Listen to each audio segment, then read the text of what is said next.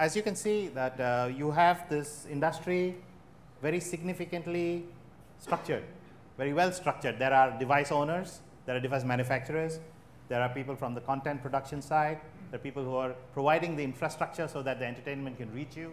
So a lot of companies are realigning what they do in order to deliver that content directly to the end consumer. So that brings me to my second question, which I wanted to actually have a slightly different perspective. Since the industry is so well structured, we know that like many other large businesses, one of the things entertainment industry has always been blamed for is that the keys to the kingdom of entertainment are very closely guarded by the big players. Very rarely can smaller companies really make a breakthrough into the entertainment industry. But this seems to be changing dramatically. As technology comes in, we are finding that it's democratization of technology that's taking place. It's allowing more players to come in, disrupt the models, and therefore bring in something which, a new animal that we ourselves don't know how to handle. So we are trying to make sense of this whole world. So I have a question which I'd like to address at Ed and Ilham now. Basically, what are the factors that you think are going to be influencing the business of entertainment? What other external factors do you see from your side, from the business side of being in advertising, and from your world, how do you see, and also to Ilham after that, about how do you see from a general broad perspective? I'm the karaoke singer for the day. I mean, I liken this sort of digital transformation that we're talking about in the entertainment industry to what happened in the camera business. You're probably all familiar with the fact that Kodak was the first developer of a digital camera. But because that they were doing so well with their margins on film, despite the fact that they invented the first digital camera, they took their eye off the ball and stuck with film. The reality is, globally, what I'm going to call traditional media owners have had it very good for a very long time. And the reality is they've really not had to do much innovation. From an advertising point of view, they've had a pretty closed market.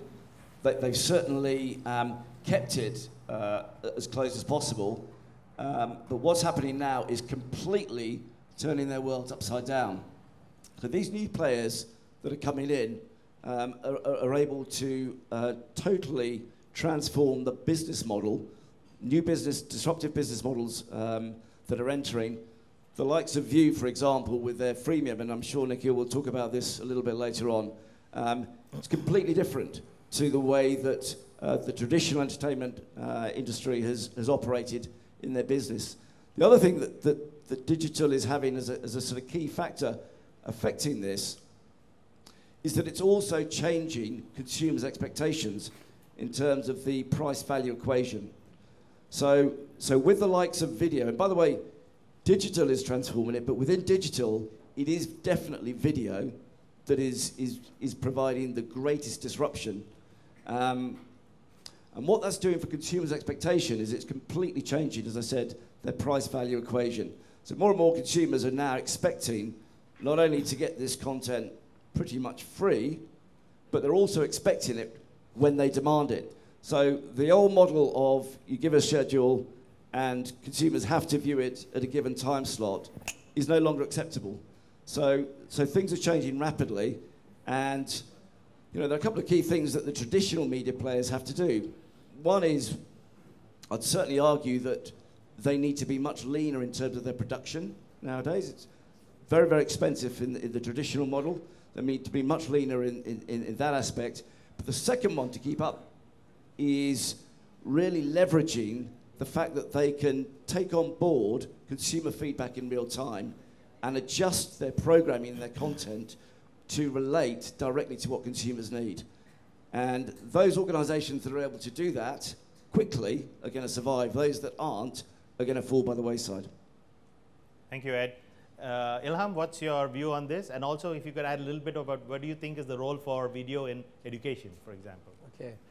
Well, first of all, we were talking a lot here about the consumption side. So people basically wanting to see something which they see in their private time whenever they have time to entertain themselves. I think on the same side, actually, it also, and that has been decentralized, you can say. Right? There's a lot of offerings from different companies via different means. I mean, you still have digital TV, but you have other means now through mobile technology that can be delivered to the consumer. I think if you turn the whole thing upside down, it actually also creates a new industry where people can be producers. I mean, there's going to be a plethora of new players that will deliver content to the market, right? I mean, what we are probably going to see is it's going to be a much more complex industry. I mean, there's many more players, many more types of consumers. So the traditional model, here we have a TV, as you said before, at a certain time you have to be in front of the TV or you record it, otherwise you miss it. That is probably outdated. I mean, this is a new business model. In a way, it's very revolutionary because it empowers the consumer to be at the same time also a producer. And I think that can be delivered through various means. I mean, it can be delivered through as a subcontractor or to the providers right now, but also through the social media. I mean, we have seen videos on various means. I mean, there's Facebook, there's others where you can do that as well. And there's going to be much more and more like that, I think. Right? So for Indonesia, what does it mean? Because let me now speak on behalf of the National ICT Council. Of course, we'd like to see more digital activity that leads to more digital products and services and jobs, basically, right? Many jobs are basically going to disappear because of technology, because of innovation, but that very same innovation can also create new ones, right? I mean, and that probably addresses the second question that you had regarding education. I mean, I see this with my own children. They learn skills, they learn theories, just basically by pulling information from the internet. And there can be in various means. There can be video, there can be just pure text, there can be anything, presentations. They know how to do this, right? And the millennials, the Generation Z, I think they have a very fresh and very youthful, I mean, they're still very young, but I mean, they're very enthusiastic about using this technology, and I think it will also change the way we educate or we learn, basically, right? So it will be in also different channels. Before you have to go to school, to university to learn, and maybe you get a tutor at home, okay, but you can do many things by yourself, right? I mean, there's a lot of education, and the good news about that is it's for free. I mean, you have Khan Academy or others from Stanford. What is it again? I forgot the name. Coursera. They're all for free, right? And this is high quality education, and that's the good point about it, right? This is something which sometimes supersedes the quality of the education in your own country, but you get it through the digital means for free, and you get it in a complete way, and you can repeat things that you didn't understand, and I think it's great, really. The one thing that every country needs to emphasize is actually to learn the proper use of English. And that is something not to be underestimated. I'm an Indonesian, yes, we do have a national language, which I love. I mean, however, if we want to make maximum use of the internet, I think there's something like lingua franca, which is English, and we need to amplify, or we need to strengthen the use and the learning of that language, I think, in our education system. That would be, I think, something very important, particularly regarding education. Okay. Thank you, Ilham. Anybody from the audience, would you like to react? Any comment? We've heard a wide range of input from our panelists. Would you? Yeah. Yeah, I had a question. Yeah. Please, free. Yeah. I had a question for Ed. Yeah. I'll start with, so you mentioned about how the advertising medium, or rather how the popularity of video is changing the advertising, or the outlook towards advertising. So agencies or organizations like yours, which have a lot of strong skill sets about media planning and media understanding of the traditional media, as in which newspaper is great, which magazine is popular, etc. How are organizations like yours adapting to the new advertising outlook now, where you have to figure out which sci video is getting popular on YouTube, and therefore you have to place your ads there? And do you see a lot of obsolescence of skills in organizations like yours or adaptation, very high speed of adaptation of skills? And how are you guys coping with it? If we were talking about globally how this is changing, I'd have a very different answer to Indonesia. And the reason for that is that Indonesia is, and will remain for some time, TV-centric. So we spend $2.5 billion on media in this market. 65% of that goes on TV. The reality is, since 1999, it's always been about 60%. And that's really not going to change. So although we're talking about in the title of Videoquake,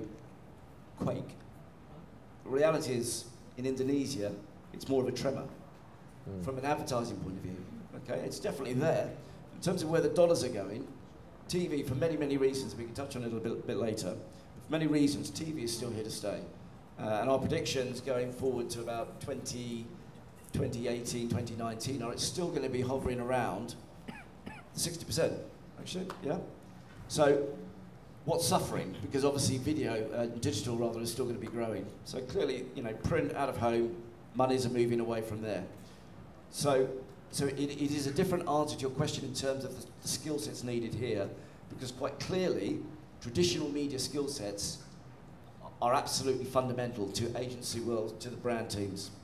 That said, upskilling, and particularly for multinational clients where a lot of those are transferring skills from other markets, is critical, otherwise you will get left behind. So it is vital that we upskill and learn from other markets that are more digitally mature. But at the same time, I can't say here in Indonesia that you know, the traditional skills are obsolete, and I can't see them being obsolete for many years to come in Indonesia. Yep. Okay, Ed, just to add on a little bit there, do you see, if you say TV is here to stay, do you mean that TV as a big device? Because you can still stream all the content that you are talking about and put it on a TV. Yeah, no, it's a really good point. And streaming is something that is becoming more and more popular. You know, people are getting more familiar with it and how they can use it. I still think the reality is Indonesia is quite unique in terms of, from a cultural point of view, and I'm only talking about from an advertising perspective. Culturally, Indonesians are pretty unique in the way they consume brand messages. And this has been studied scientifically. A guy called Hofstede has done numerous studies on this. The reality is that Indonesians really do absorb, listen to, and react to brand messages much better than many other countries. And it's inherent in the DNA. Therefore, to reach a large population like Indonesia, easily, if that's your communication objective, TV is still going to be the #1. And also, TV is still relatively cheap in Indonesia compared to many other markets. Okay. So yes, absolutely, it's going to be streaming, it's going to be watching TV on other devices. But certainly in the foreseeable future, I still see traditional free-to-air TV dominating the marketplace. At the moment, digital only accounts for 12–13% of spend. Now, the global average of digital is about 35%. Markets like the UK, digital outspends TV. But here we're only 12–13%. So we're way off the average. And that's why, from an advertising dollar perspective in digital, and although, you know, we're trying to help this guy as he starts off with VIU, you know, it is only a tremor. Yeah. As I say, I can't see that changing significantly in the very near future.